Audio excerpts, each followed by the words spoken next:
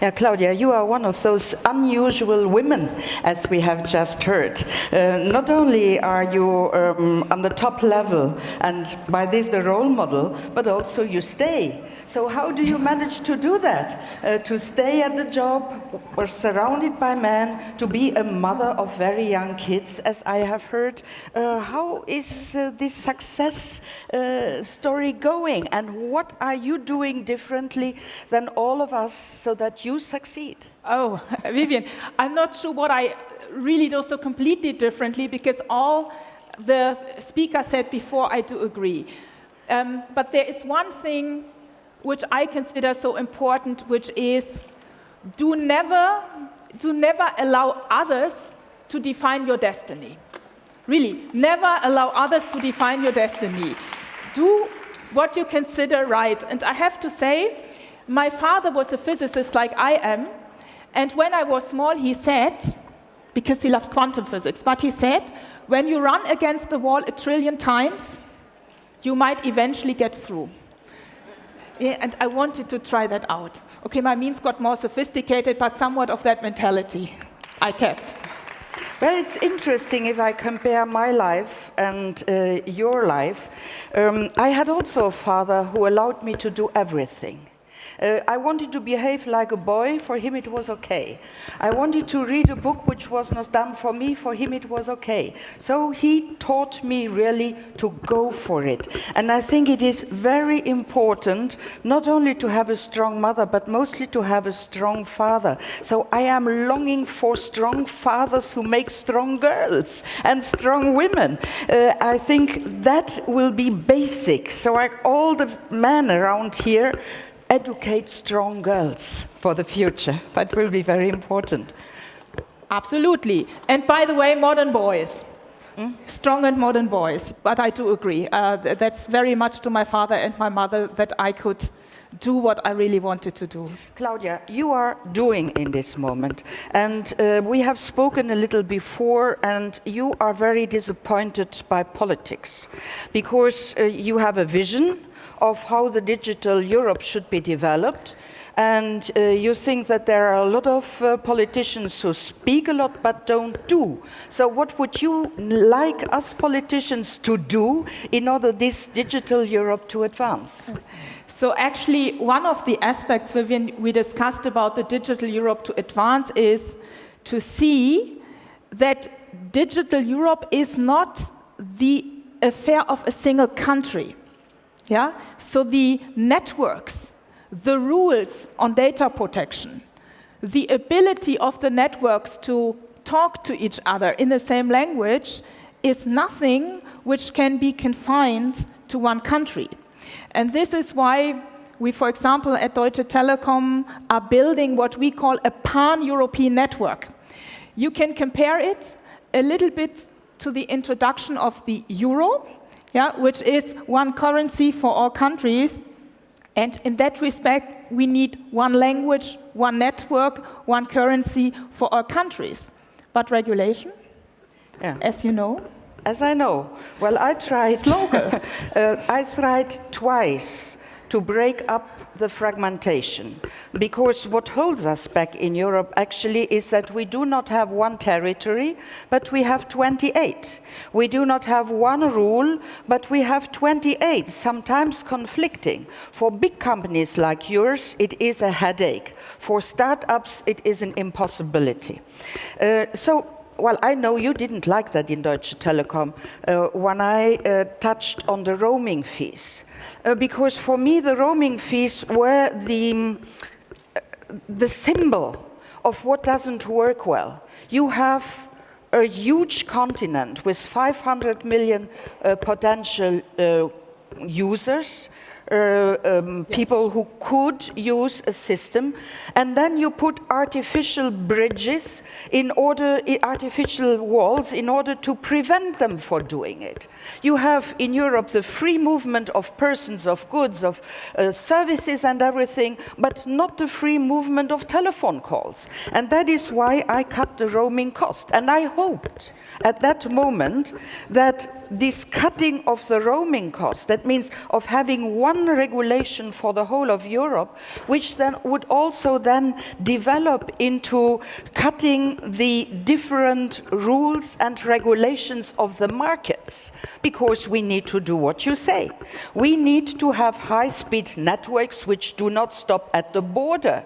We need to have rules which allow you to reach the content and not being blocked at the border. We need finally to take advantage of our 500 million continent, which is the biggest economy in the world. So every time I hear that here a nation starts again to make its digital program and there a nation starts again to make its digital program, I become very upset, because the same nations block Europe to make its European digital market. Viviane, I do too.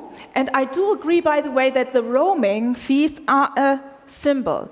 But very often in life, when we heal one symptom and not heal the root cause of the issue, you create new symptoms. Because what you do, you regulate one price down, but you do not allow businesses to find their pricing and rebalancing it elsewise. And I give you an example, and please, for those not in telco, forgive me for saying that. But as a matter of fact, telco companies in Europe have to buy or rent for a certain period of time spectrum to be allowed to provide services. Now, in some countries, the national government used that to fill their household holes. Yeah, basically for that, and not for meeting the requests of the digital agenda. So if on the one hand, we continue to have a lot of national regulation, which actually prevents both startups and established companies, yeah, to create pan-European business models, then it's always a little bit tricky to heal just one symptom. Yeah, and that is actually, I think, the tricky part in it. You are absolutely right. I tried 10 years ago to have one rule, one continent in telecom regulation. And you know who stopped me? The ministers of finance, because of this spectrum sales. Which, yeah, so it was not about the market, it was about the national budgets, which had to be filled. I tried once more with the data protection rules, where we have also now a fragmented market, and it doesn't make sense at all. So I tried again. One continent, one rule, one regulator. Well, the worst opponent to this was Germany, because they wanted to keep the German regulators. There is not only one, there are 16 plus one. So you see, the fragmentation of the market is very often linked to very short-sighted, selfish national politics, and it does us very bad. I hope that after having seen how badly the crisis hits us all, and not only one country is hit, all countries are suffering, which shows us that we need to have a pan-European regulation of all things. We have started now with the banks. We need to abolish the barriers, and we need to have pan-European systems, and we need to have a pan-European competition, and not a fragmented one. You like to hear that, so please persuade the Germans to open their borders. Oh, yeah. And Viviane, and I think it's regulation and politics is one part, but also European businesses. And we as a company need to take bolder, decisive leadership. Because as a matter of fact, today, in most telco operators, we have really different networks and production models in every country. We really have. And as a result of that, because the infrastructure is often very complex, it can take 1 or 2 years before a new product gets introduced. Google and the so-called over-the-top companies do that in a few days and weeks.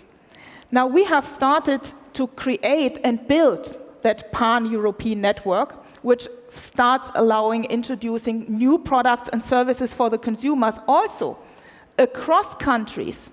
in a few days and weeks. Yeah? So businesses need to have that vision and that leadership in place to do this, because why would we then call for cross-national regulation? So I think there's also a big accountability in the businesses to create models which are good for citizens across Europe.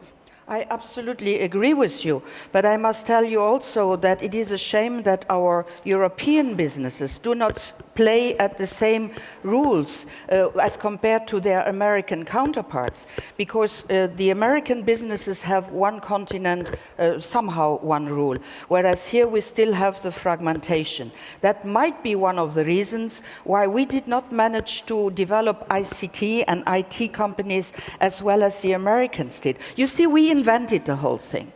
We invented the World Wide Web in CERN in Geneva, and then other parts of the world developed it. We invented the GSM, we were the first, the only one, and then other parts of the world developed it. So I hope that this time we will be first. And my big hope goes with the next Commission, because my countryman, Jean-Claude Juncker, who has been elected now next President of the European Commission, yes, one of his first speech was on developing the digital common market. And if he managed to do that, and I think that we all need to help. Companies need to help. They need to push their national governments. Governments need to understand that the question of national border to protect is only national borders to suffocate today. And that opening the borders and having Europe-wide companies operating is bringing development and growth and jobs to all of us. Absolutely. This plus that new topic which is emerging, where I do see a big chance for Europe. That is this topic of Internet of Things and Industry 4.0. Why is that? You can actually consider that the fourth industrial revolution, we had mechanical engineering, we had mass production in the middle of the last century, we had automated mass production, and now we have the combination of the cyber and the physical world. And the idea really is to have flawless, fast, and smooth interconnection of all things from the point in time when the customer orders a product to the design of the product, the production of the product, the wrapping and the shipping of the product. And here I believe Europe is in a good position because of its big industrial base. I mean, it's no wonder that a company like SAP, in contrast to all other software companies, got created out of Europe, because it requires understanding of industry processes. Yeah, really understanding of industry processes, whether it's in what we heard before, healthcare, energy, machinery, media, everything. All industries will move around that, and as we know these sectors so very well, I think it's a big chance for Europe this time, if we get it right, to leapfrog and have an area where we can be leading. And I hope Claudia, we do. I make you a proposal now. You and me together, we go to see Jean-Claude and we explain the thing to him. Proposal taken. I will count on you. I'm coming to this. There is something which is bothering me a little bit, and we already spoke about it before. You see, we both agree on nearly everything, even on data protection. But but there is something. Data protection is also a question of getting rid of the barriers and having one rule for the whole of Europe, and every company operating on the territory of Europe to apply this rule. And I'm very grateful to the European Court of Justice, who in the latest Google decision has underlined this one continent, one rule, and for all companies, whatever their origin. But I wanted to speak about something else, because I do not really know how we will get out of this. And that is a question of net neutrality. America decided lately not to have net neutrality anymore. Europe has always had net neutrality, And the European Parliament has underlined it this spring with a very strong piece of legislation. Net neutrality means that you cannot differentiate between customers. You cannot have customers who have better access, stronger access, quicker access. The openness of the internet might be a slogan, but it is linked to net neutrality. Now, I know you have a different point of view. Can you explain me why your point of view is better than mine? I will. So first of all, let me say, I think we as business leaders didn't do a good job in explaining it. Net neutrality means that all data should be transported through the network with the same speed, yeah, and security classes. We do believe, when we look at today's reality and at the future, that this will not meet the safety needs of our citizens. Why is that? Imagine, for example, we are in 10 years from now that cars and buses are steered via these Internet of Things automated steering mechanisms. And just think, you have 2 buses with human being in them, and they download YouTube to watch their video. So I'm asking, which data stream should be treated with higher priority? Which data stream should be higher prioritized? Of course, the data stream for steering the cars and the buses. Another example, which we have today as reality in Croatia, is the connection of hospitals with surgery and real-time advice giving in rural areas where we do not have enough hospitals. Also here, we need latency-free and absolute high priority for the data of the patients who are currently being operated in a hospital. So therefore, we believe if we go for Industry 4.0, we need to have the possibility to steer data and prioritize data differently according to what they are needed for. Well, if you speak about transport, about security, you speak about health and about e-health, even having health systems in villages where there is no surgeon, and when through internet you can, somebody else can take over in an emergency situation, I think everybody agrees. But when we Europeans speak about net neutrality, we think about the different speeds for individuals, for the people with their small machine in the buses, not to have 2 or 3 categories of people who have a direct access to the net and people who have the very slow access to the net, so that their service is reduced. So that is when the Parliament speaks about net neutrality. It goes about these subjects and not about security and health. Partially on the other, but on that one, we believe it is important that there is something like best effort, so that all human beings can access the relevant web pages from wherever they are. Yeah? So that is, so to say, freedom of the internet. But that does not mean that on top of best effort, from our perspective, you can have differentiation. Yeah? So above best effort, people who are willing to pay more could have the whatever super video experience. The important thing, though, is that we have a discourse about what is best effort, so that indeed the need, Viviane, you are describing, is taken care of.